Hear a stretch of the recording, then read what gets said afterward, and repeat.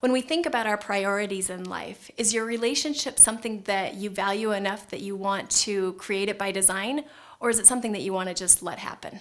A lot of the couples that come to us, they've been through maybe some courses or some therapy in the past, but what they're looking at is solving the problems that have existed in the past. And I'm not saying that we don't want to give attention to those things, but what I feel is even more important is that we create a vision for what the future is going to look like. The challenge is that when we go back and we revisit the past, and there's pain and there's hurt back there, it's like having a wound or a bruise, and every time we go back, we revisit and we re-feel all of the pain and experience that we had from that moment.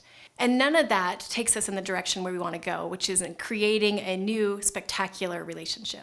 One of the metaphors or the analogies that we use is if you had an old shack that was crumpled down and falling apart and wasn't very strong, but you were in the process of creating a new, beautiful, solid mansion, would you go back and grab the sticks from the old house and drag them into the new one that you're building? No, none of us would. So that's why we want to start with a fresh new vision for what we want our relationship to look like and not pull or revisit what's going on in the past. If you want to have a fantastic relationship, you have to create it. You can't just hope that it's going to happen. You need to know what you want to experience inside that relationship, and then you need to figure out what you need to do so that you can create that every day. In order to improve our relationships, we want to make sure that we keep our focus on the future.